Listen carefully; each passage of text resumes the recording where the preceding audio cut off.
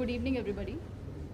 നമ്മൾ ഇന്നലെ മട്ടാഞ്ചേരി സബ് ഡിവിഷനിൽ ഒരു 450 ഗ്രാം MDMA, 250 ഗ്രാം കഞ്ചാവ്, അതുപോലെ 9.4 ഗ്രാം ഹാഷിഷ് ഓയിൽ പിടികൂടിയിട്ടുണ്ട്.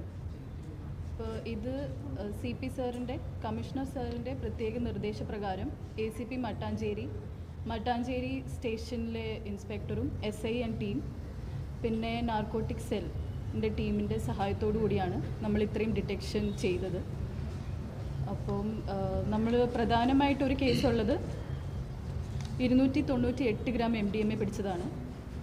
മട്ടാഞ്ചേരി സ്റ്റേഷനിലാണ്. 2 പ്രതികളാണ്, റിഫാസ് ആൻഡ് ആയിഷ.